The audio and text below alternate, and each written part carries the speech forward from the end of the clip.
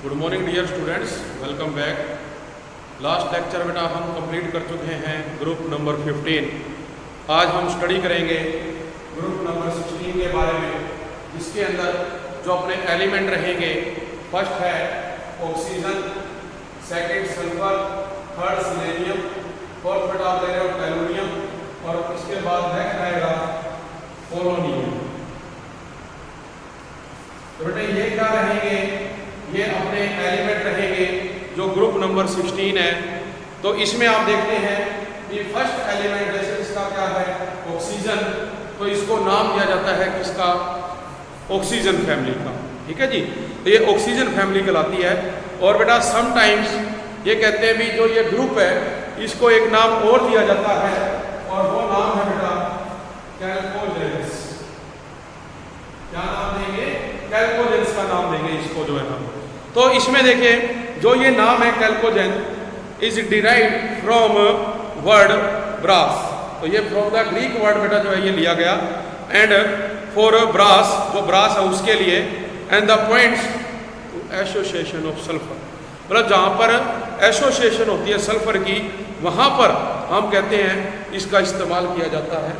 तो जो most of the copper minerals है बेटे, जो कॉपर से बने हुए मिनरल्स हैं वो कंटेन करते हैं क्या, जो ये बेटे हमारे ऑक्सीजन फैमिली है इसके एलिमेंट्स को, सल्फर को, और फ्रीक्वेंटली जो other members of the group है उनको बेटा वो क्या करेंगे, कंटेन करेंगे। इसके बाद जैसे अगर हम बात करें तो आगे आ जाती है बेटे अकरंस। हमने जैसे 15 ग्रुप में भी पढ़ा था भी नाइट्रोजन सबसे ज़्यादा मात्रा में पाई जाती है, उसके बाद किसका नंबर आता है, हम कहते हैं ऑक्सीजन का नंबर आता है। तो उसी बेस पे हम यहाँ पे जो बेटा स्टडी कर रहे हैं, इसमें आप लोग देखेंगे भी जो ऑक्सीजन है is most abundant of all the elements on earth, सबसे ज़्यादा अबंडेंट मात्रा में।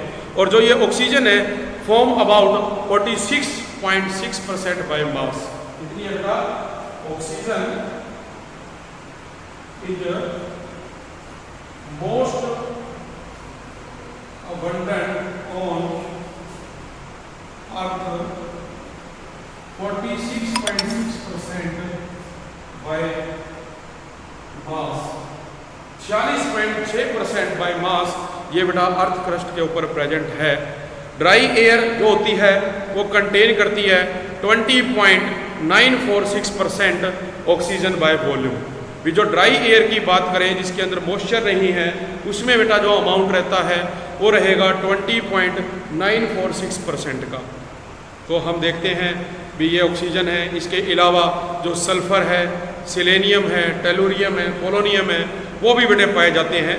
तो जैसे कि sulphur in the earth crust is only 0.03 to 0.01%। ठीक है, कंबाइंड जो सल्फर है एग्जिस्ट करती है बेटा प्राइमरली एज ए सल्फेट, बहुत सारे सल्फेट बनाती है ये, सच एज जिप्सम हो गया। जैसे आपके पास जिप्सम में आप देखते हैं जिप्सम CaSO4.2H2O। इसी तरह से आप देखें मैग्नीशियम सल्फेट 7H2O। तो ये क्या है, देखो सल्फर जो है बेटा यहाँ पे कंपाउंड बना रही है इसके साथ कंबाइंड करके। इसी तरह से अपने पास क्या होता है, एप्सम साल्ट भी है बेटा, बेरेट भी हम जैसे कह देते हैं, जिलेना आप कह रहे हो, तो सल्फर क्या इनमें कंबाइंड होएगी। जो ऑर्गेनिक मटेरियल है बेटा, सच एज आप देखते हो भी एग है, प्रोटीन है, गार्लिक है, ऑनियन, मस्टर्ड, हेयर, वूल, इन सभी में भी जो सल्फर है वो प्रेजेंट है। फिर बात करें हम सिलेनियम टेलोरियम की, और also found as a metal selenides. देखो जब ये सिंगल बेटा एटॉमिक फॉर्म में है तो सिलेनियम है, टेलुरियम है, बट जब ये किसी के साथ कंबाइंड करते हैं तो इसको अपन नाम देते हैं मेटल सिलेनाइड्स का, टेलुराइड्स का, in sulphide ores. Polonium also occur in nature as a decay product of thorium and uranium. भी जब यूरेनियम और थोरियम की डीके की गई तो उससे बेटा जो प्रोडक्ट मिला था उसके अंदर हमारे को जो पोलोनियम है वो आया। और एक इसमें आ जाता है बेटा अपने पास लीवर मोरियम, और जो ये लीवर मोरियम है is a synthetic radio active element. जो लीवर मोरियम है ये एक सिंथेटिक एलिमेंट होता है आप देखें भी जो लिवोनियम है, आप देखोगे देखो ऑक्सीजन का सिंबल O, सल्फर का S, सिलेनियम का SE, एल्यूमिनियम का TE, पोलोनियम को PO, और जो लिवोनियम है बेटा इसका क्या हो जाएगा एल्यूमिनियम, जो कि एक सिंथेटिक, हम बात करते हैं synthetic radio active, synthetic radio active substance होता है जो आपको मिलेगा। This limits the study of property, इसने क्या किया, जो प्रॉपर्टी है बेटा उनको स्टडी करने में सहायता करी। हियर एक्सेप्ट लिवरमोरियम, जो लिवरमोरियम है इसको छोड़ के जो इम्पोर्टेंट एटॉमिक, मतलब हम जो एटॉमिक और फिजिकल प्रॉपर्टीज करते हैं तो उसमें इस एलिमेंट को बेटा छोड़ दिया जाएगा, बाकी सभी की जो प्रॉपर्टीज है हम उनको क्या करेंगे, डिस्कस करेंगे, स्टडी करेंगे। तो अपने पास जो अब ये टॉपिक नेक्स्ट आ जाता है वो है बेटा एटॉमिक एंड फिजिकल प्रॉपर्टीज। तो जो ये हमारे पास सब फिजिकल प्रॉपर्टी जो ग्रुप्स हैं उनको बेटे क्या करेंगे, डिस्कस करेंगे। तो उसमें देखो क्या रहेगा, नेक्स्ट है बेटा एटॉमिक एंड फिजिकल प्रॉपर्टीज। देखिए ये जो टॉपिक है, ये लास्ट जो ग्रुप बेटा हमने किया, जो 15th ग्रुप किया, उसके अंदर भी हमने डिस्कस किया था जो एटॉमिक एंड फिजिकल प्रॉपर्टीज है। और इनके अंदर आप लोग क्या पढ़ते हो, इसमें बेटे हम देखते हैं, जैसे आप स्टडी करोगे एटॉमिक नंबर, इसी तरह से हम बात करेंगे एटॉमिक मास, आप पढ़ोगे एटॉमिक रेडियाई, इसी तरह से ionic radii, ionization, enthalpy, electronegativity, metallic character,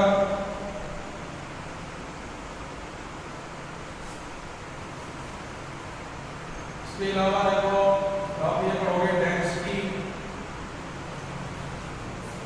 ठीक है। तो ये कुछ बेटा प्रॉपर्टीज रहेंगी जिनके बारे में हमने डिस्कस करना है, और आप ये ऑलरेडी जो हमारा 15th ग्रुप है उसमें भी पढ़ चुके हो।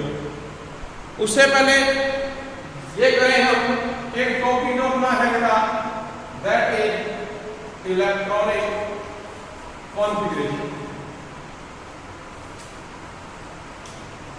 और हमने पढ़ा था कि जो पी ब्लॉक है उसमें जो बेटा कॉन्फ़िगरेशन आपकी NH2 NP1 से 6 होती है, और ग्रुप नंबर 15 में आपने देखा था NH2 NP3 होती है। तो जो ग्रुप नंबर 16 है इसकी जो कॉन्फ़िगरेशन है NH2 NP4, आप देख रहे हैं यहाँ p ऑर्बिटल में हमारे पास क्या 4 इलेक्ट्रॉन्स हैं। तो जो वैलेंस इलेक्ट्रॉन रहेंगे बेटा वो कितने रहेंगे, 4 रहेंगे। तो आप देख रहे हैं ये अपने पास ऑक्सीजन है एटॉमिक नंबर 8, इसको क्या लिखोगे 2 6। इसी प्रकार से हम आगे जाएंगे तो अब देखते हैं बेटा जो सल्फर है इसके पास कितना है 16, ये भी है 2 8 6। तो कहने का मतलब ये है कि आप देख रहे हैं कि P में 4 है, 2 की कमी है, ये क्या करेगा 2 इलेक्ट्रॉन गेन करेगा। तो यहाँ पर जो टेंडेंसी है इलेक्ट्रॉन गेन करने की वो कितनी होगी, -2 होगी बेटा इसकी। तो पूरे ग्रुप में आप देखेंगे कि जो हमारे लास्ट सेल है उसमें कितने इलेक्ट्रॉन आएंगे, 4 इलेक्ट्रॉन मिलेंगे सभी सेल के अंदर आपको।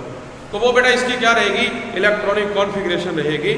तो इसके बेस पे देखो अब हम बात करते हैं जो अपनी एटॉमिक एंड फिजिकल प्रॉपर्टी है।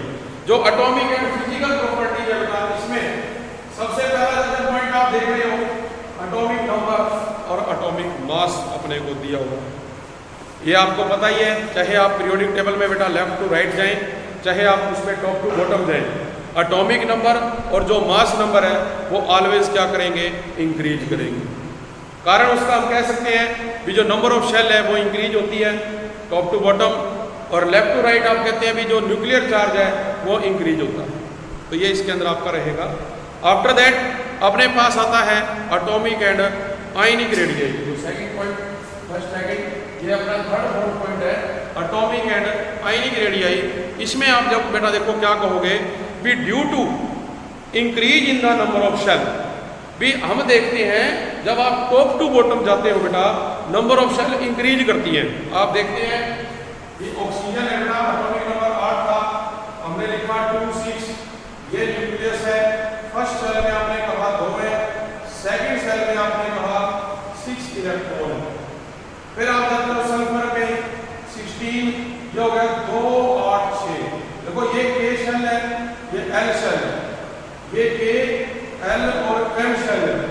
नेक्स्ट जाओगे तो एक शेल और बढ़ जाएगी। तो हम देखते हैं देखो न्यूक्लियस के पास ऐसे बेटा ये शेल इंक्रीज कर रही है, तो आप देखेंगे न्यूक्लियस से जो शेल का डिस्टेंस है वो लगातार इंक्रीज होता जा रहा है।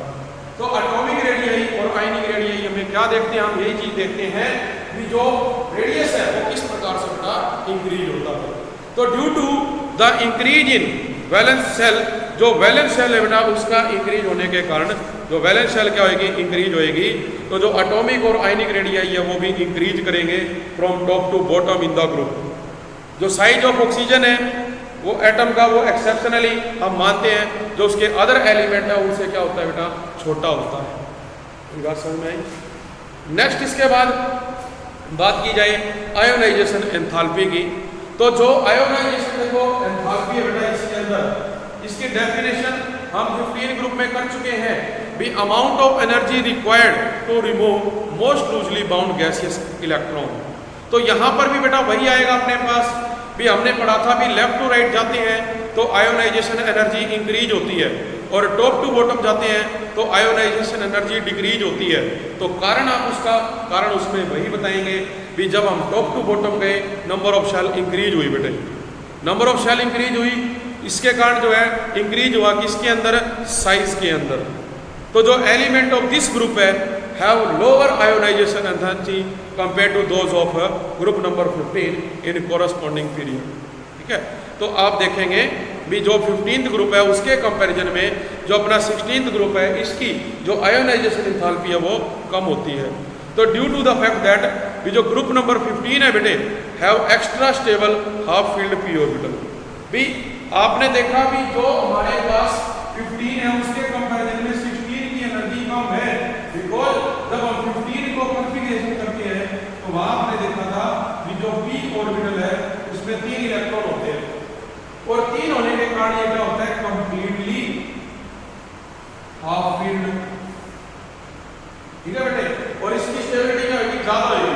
जबकि आप ऑक्सीजन में देखेंगे तो ऑक्सीजन में अपने पास 4 होते हैं, और 4 है तो ये कंप्लीटली स्टेबल नहीं है। यहाँ स्टेबल नहीं है तो इलेक्ट्रॉन आप इसमें से निकाल सकते हो। तो ये हमारे पास क्या बेटा आयोनाइजेशन एंथैल्पी है। फिर हम बात करें इलेक्ट्रॉन गेन एंथैल्पी की। तो जो इलेक्ट्रॉन गेन एंथैल्पी है उसमें क्या कहोगे भी because of compact nature of oxygen atom. भी जो ऑक्सीजन एटम है उसका जो नेचर है वो कॉम्पैक्ट होता है, तो it has less negative electron gain enthalpy. इसकी जो इलेक्ट्रॉन गेन एंथैल्पी है वो लेस नेगेटिव होती है किससे, सल्फर से। जबकि फ्रॉम सल्फर ऑनवर्ड, सल्फर से आगे हम जाएंगे तो जो वैल्यू है वो again and again becomes less negative up to polonium. कहाँ तक, पोलोनियम तक वो नेगेटिव होती जाएगी। तो वो क्या रहेगी, इलेक्ट्रॉन गेन एंथैल्पी। कहने का मतलब ये है भी ऑक्सीजन की ज़्यादा थी, और आप देखते हैं भी लेफ्ट से राइट जाते हैं तो जो इलेक्ट्रॉन गेन एंथैल्पी है वो बेटे क्या होती है, ज़्यादा नेगेटिव होती है। टॉप टू बॉटम जाते हैं तो वो डिक्रीज करती है। फिर बात करते हैं हम इलेक्ट्रोनेगेटिविटी की। इलेक्ट्रोनेगेटिविटी में देखिए आपको पता ही है बेटा भी जब हम लेफ्ट से राइट जाते हैं इलेक्ट्रोनेगेटिविटी इंक्रीज होती है, टॉप टू बॉटम जाते हैं तो डिक्रीज होती है। कारण उसका वही है भी नंबर ऑफ शेल इंक्रीज होती है top to bottom, but left to right number of shell increase नहीं होती है। उसमें इलेक्ट्रॉनिक चार्ज जो होता है, न्यूक्लियर चार्ज, वो इंक्रीज होता है। तो हम कहते हैं भी fluorine is the most electronegative atom. तो नेक्स्ट ऑफ फ्लोरीन, फ्लोरीन के बाद नंबर किसका आता है, ऑक्सीजन का, जो कि हाईएस्ट इलेक्ट्रोनेगेटिव वैल्यू है among the element. And with in the group जो इलेक्ट्रोनेगेटिविटी है वो डिक्रीज करती है और पीरियड में इलेक्ट्रोनेगेटिविटी इंक्रीज करती है। इसका मतलब ये हुआ भी जो हमारा एटॉमिक नंबर है वो भी इंक्रीज करेगा। और हम ये कहेंगे भी जो मेटालिक करैक्टर होता है बेटा इसके अंदर वो क्या करेगा, increase from oxygen to polonium. ये आप लोग पहले भी पढ़ चुके हो भी लेफ्ट टू राइट जाते हैं तो मेटालिक करैक्टर डिक्रीज होता है, बट टॉप टू बॉटम आते हैं तो मेटालिक करैक्टर इंक्रीज होता है। तो जो हमारे पास पी ब्लॉक में जिग जैग लाइन बनी हुई है वहाँ हम देखते हैं भी जिग जैग लाइन से नीचे जो एलिमेंट आपको मिलेंगे वो कैसे होंगे, नेचर में मेटल फॉर्म में होंगे। तो वो बेटा क्या रहेगी, आपकी इलेक्ट्रोनेगेटिविटी रहेगी। इसी तरह से हम बात करते हैं मेटालिक करैक्टर होगा, डेंसिटी की बात करते हो। डेंसिटी आपको बताया था कि आपका बेटा डेंसिटी क्या होती है, डेंसिटी होती है मास अपॉन वॉल्यूम। तब हम क्या करते हैं, लेफ्ट टू राइट जाते हैं पीरियोडिक टेबल में, तो आपको पता है कि जो मास है वो इंक्रीज होता है जबकि वॉल्यूम डिक्रीज होती है। ठीक है जी। लेकिन अगर हम देखें टॉप टू बॉटम, जब टॉप से बॉटम आते हैं तो आप कहते हो कि मास इंक्रीजेस और जो नंबर ऑफ शेल है बेटा वो भी इंक्रीज होती है। इसलिए क्या कहा जाता है कि वॉल्यूम इंक्रीजेस। तो ये दोनों केस इनके कंपैरिजन में ज्यादा मात्रा में प्रेफर करेंगे और इस बेस पे कहा जाता है कि टॉप टू बॉटम जो डेंसिटी है वो इंक्रीज होती है जबकि लेफ्ट टू राइट बेटा डिक्रीज होती है। ठीक है। तो ये टॉपिक इसमें अपना था फिजिकल प्रॉपर्टी वाले में। इसके बाद जैसे कि एटॉमिक प्रॉपर्टीज हुई, फिजिकल प्रॉपर्टीज की बात की जाए तो जो सम ऑफ द फिजिकल प्रॉपर्टीज है बेटा, ऑक्सीडेशन जो ग्रुप नंबर 16 एलिमेंट की वो टेबल में जैसे अपने को दी हुई है। और जो ऑक्सीजन एंड सल्फर है आपको पता है भी ये नॉन मेटल्स हैं। सिलेनियम एंड टेलोरियम ये मेटलॉइड्स हैं, जबकि जो पोलोनियम है बेटा ये क्या है, मेटल है। और जो पोलोनियम है is a radio active and is short life, और इसका जो लाइफ होती है बेटा वो शॉर्ट होती है। इसका जो हाफ लाइफ पीरियड है वो 13.8 डेज होता है। तो जितने भी एलिमेंट है वो एग्जिबिट करते हैं क्या, एलोट्रोपी, मतलब ये एक से ज़्यादा फॉर्म में पाए जाते हैं। तो मेल्टिंग एंड जो बॉइलिंग पॉइंट की बात की जाए तो वो इंक्रीज करती है with increase in atomic number down the group. जब हम डाउन द ग्रुप आते हैं तो बेटा जो मेल्टिंग और बॉइलिंग पॉइंट है वो इंक्रीज करता है। इसमें आप एक पॉइंट और कह सकते हो भी due to inert pair effect, inert pair effect के कारण भी जो मेल्टिंग और बॉइलिंग पॉइंट है वो इंक्रीज करेगा। Large difference between melting and boiling point of oxygen and sulphur में be explain on the basis of atomicity. जो हमारा टॉपिक है एटोमिसिटी, इसमें आप देखते हैं भी कितने नंबर ऑफ एटम एक दूसरे से जुड़े हुए होते हैं, उसके बेस पे बेटा हम कहते हैं भी ऑक्सीजन में और सल्फर में बहुत ज़्यादा लार्ज डिफरेंस होता है। ऑक्सीजन एग्जिस्ट करता है डाई एटॉमिक मॉलिक्यूल की फॉर्म में, वेयर एज जो सल्फर है वो एग्जिस्ट करता है S8। मतलब हम क्या करें हैं, आप देखेंगे कि जो ऑक्सीजन है बेटा एटोमिसिटी की अगर बात की जाए तो एटोमिसिटी के अकॉर्डिंग जो ऑक्सीजन है ये O2 और O3 की फॉर्म में एग्जिस्ट करती है। हम कह रहे हैं कि जो ग्रुप 16 के एलिमेंट है वो एलोट्रोपी शो करते हैं। तो आप देखते हैं कि ऑक्सीजन की जो एलोट्रोपी है O2 और O3, डाई ऑक्सीजन और ओजोन हो जाएंगे। जबकि जो सल्फर है बेटा आपके पास ये S8 की फॉर्म में प्रेजेंट होता है।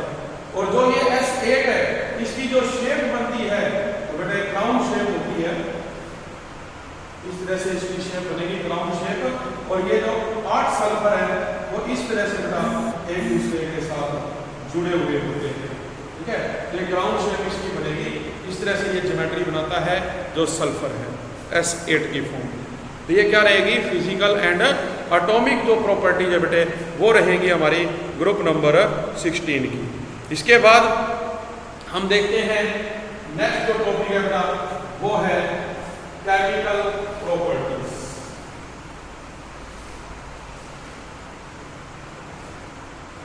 नेक्स्ट जो आ जाता है केमिकल प्रॉपर्टीज। तो केमिकल प्रॉपर्टीज में बेटे हम क्या पढ़ेंगे, ऑक्सीडेशन स्टेट।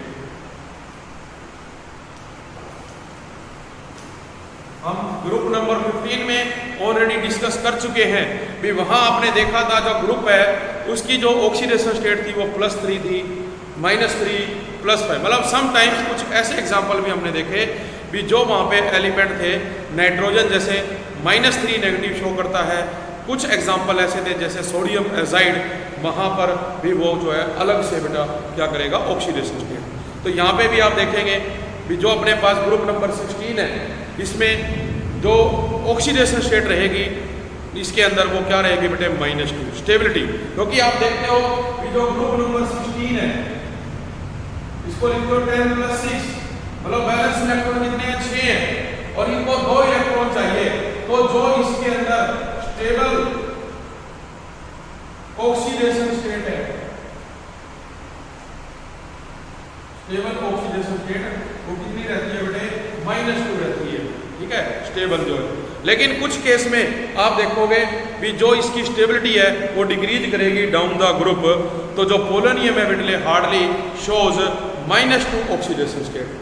अब क्या आ जाता है कि जो इलेक्ट्रोनेगेटिविटी है बेटे ऑक्सीजन की वो वेरी हाई है and it shows only negative oxidation state as -2 except in case of OF2 where it is +2, मतलब -2 शो करेगा ऑक्सीजन क्योंकि ये मोस्ट इलेक्ट्रोनेगेटिव है, लेकिन कुछ केस एक्सेप्शनल है जहां पर ये -2 के अलावा +2 भी शो करता है, +1 भी शो करता है।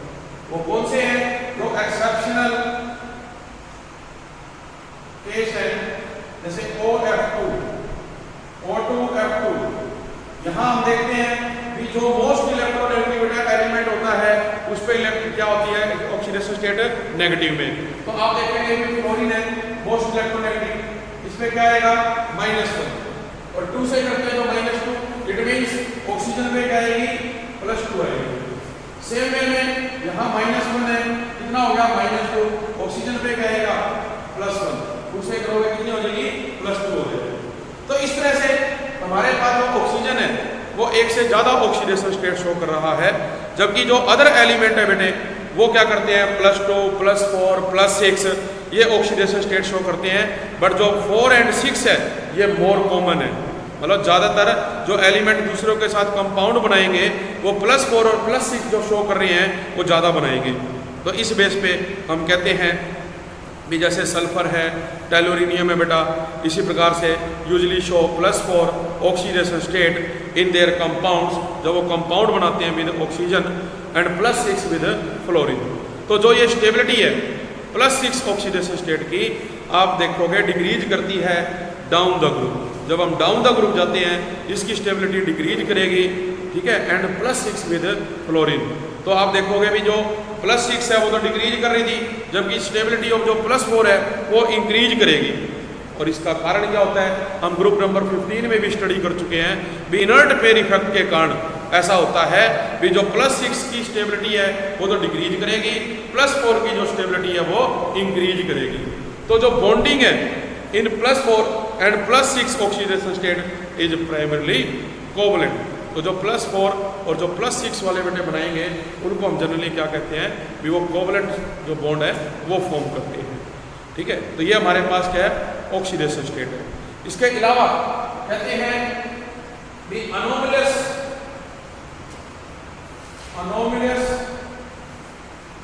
Behaviour of oxygen.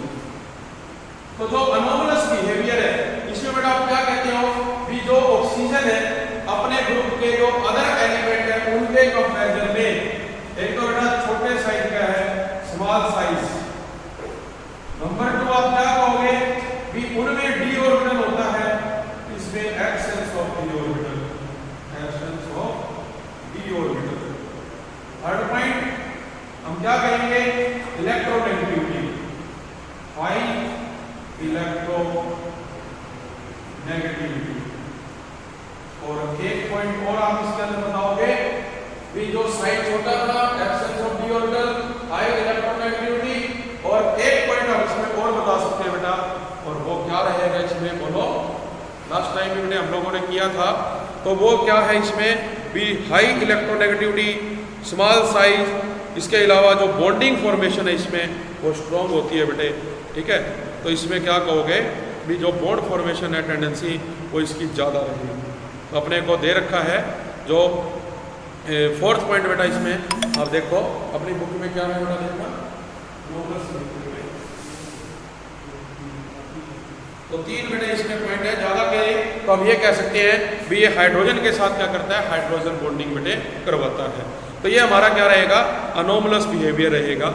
उसके बाद आप लोग देखते हैं भी अगर हम इसको हाइड्रोजन के साथ कंबाइन करते हैं तो अपना जो फार्मूला रहेगा इसको कंबाइन करने का, जैसे ग्रुप नंबर 16 में आप लोगों ने देखा था 15 में अमोनिया फॉस्फाइन इस तरह से बन रहे थे।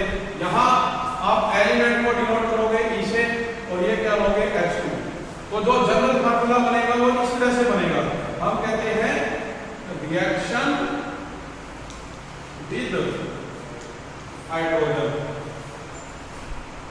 इसमें आप देखो H2 E क्या है, ऑक्सीजन वाटर बन जाएगा, E को आप क्या लेते हो सल्फर, हाइड्रोजन सल्फाइड बन जाएगी, हाइड्रोजन सिलेनाइड, टेलुराइड और क्लोरीन। तो इस तरह से ये क्या करेगा बेटा, कंपाउंड फॉर्मेशन करेगा, जो बॉन्ड बनेंगे इसके अंदर। तो ये टेलुरियम तक बनता है। तो जितने भी एलिमेंट ऑफ ग्रुप 16 है वो हाइड्राइड बनाते हैं टाइप ऑफ H2E, इसमें आप ये देख रहे हो, ठीक है। तो हम कहते हैं कि जो इंक्रीज इन एसिडिक करैक्टर है, जो एसिडिक करैक्टर है बेटा वो इंक्रीज करता है इसके अंदर from water to telluride, telluride तक जो एसिडिक करैक्टर वो इंक्रीज करता है। और ये जो इंक्रीज इन एसिडिक करैक्टर है हम एक्सप्लेन करते हैं in terms of decrease in bond enthalpy. फिर डिक्रीज इन बॉन्ड एंथैल्पी के कारण ऐसा हो रहा है बिकॉज आप देखोगे कि जैसे जैसे साइज इंक्रीज होगा बेटा, जो बॉन्ड इसके अंदर बन रहा है उसकी जो बॉन्ड लेंथ है वो कम होती जाती है, सॉरी बॉन्ड लेंथ बढ़ती जाती है। और बॉन्ड लेंथ बढ़ेगी तो जो अट्रैक्शन है बेटा वो कम होती जाएगी, जिससे क्या है बॉन्ड को तोड़ना हमारे लिए आसान हो जाता है। तो इस बेस पे हम ये कह रहे हैं भी owing to the decrease in enthalpy for the dissociation of hydrogen element bond down the group, जो थर्मल स्टेबिलिटी होती है हाइड्राइड्स की वो आल्सो बेटा क्या करेगी, डिक्रीज करेगी फ्रॉम वाटर टू पोलोनियम। तो जितने भी हाइड्राइड्स हैं एक्सेप्ट वाटर को छोड़ के वो रिड्यूसिंग प्रॉपर्टी शो करते हैं। और this character increase from hydrogen sulphide to hydrogen telluride. मतलब इसको छोड़ के यहाँ से आप जब डाउन द ग्रुप जाओगे तो इसकी जो वैल्यू है बेटा वो क्या शो करेगी, यहाँ पे वो इंक्रीज शो करेगी किसकी, एसिडिक करैक्टर। तो अपने पास प्रॉपर्टीज दे रखी हैं। अगर हम प्रॉपर्टी की बात करें, जो वाटर है उसका मेल्टिंग पॉइंट 273 होता है, जबकि हाइड्रोजन सल्फाइड का बेटे 188 हुआ। उसके बाद फर्दर क्या होगा, इंक्रीज होगा, ठीक है।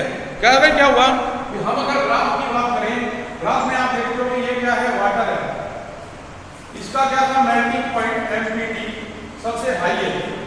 लेकिन जब आप जाते हो किस पे, हाइड्रोजन सल्फाइड पे, तो वो डिक्रीज हो गया।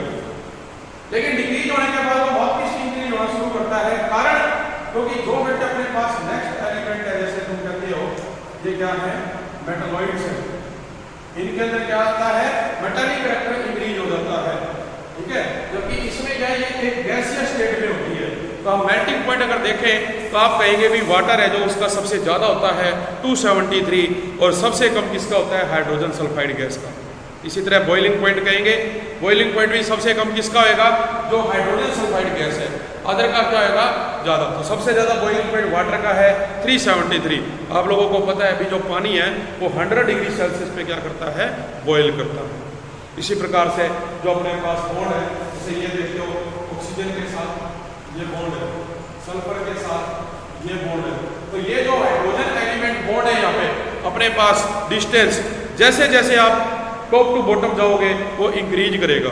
कारण उसका, क्योंकि जो हमारे पास हाइड्रोजन से एलिमेंट जुड़ा उसका साइज इंक्रीज होता जा रहा है। इसी प्रकार बॉन्ड एंगल की बात करोगे तो बॉन्ड एंगल में देखो हाइड्रोजन ऑक्सीजन में यहाँ जैसे जैसे ये बीच वाले सेंट्रल एटम का साइज बड़ा होगा तो वैसे वैसे आप देखोगे बॉन्ड एंगल कम होता जाएगा।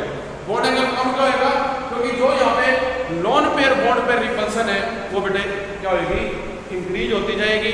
तो जब वो रिपल्सन होएगी तो वो उसको क्या करेगा, बैंड करता जाएगा स्ट्रक्चर को, वो एक दूसरे के क्लोज आएंगे, और क्लोज आएंगे तो जो बॉन्ड एंगल है वो डिक्रीज होगा। तो हम कहते हैं भी वाटर में जो बॉन्ड एंगल है वो 104 है, हाइड्रोजन सल्फाइड में 92 है, हाइड्रोजन सिलेनाइड में 73 है और टेलोराइड में बेटे 100 दे रखा है। फिर इसको तोड़ने के लिए भी वाटर में हमें ज़्यादा एनर्जी देनी पड़ती है, जबकि अदर कंपाउंड में हमें कम एनर्जी देनी पड़ेगी उसको ब्रेक करने के लिए, तोड़ने के लिए। तो ये क्या रहेंगी इसकी प्रॉपर्टीज़। ठीक है बेटा, नेक्स्ट हम करेंगे कल। आज के लिए इतना ही। Thank you very much.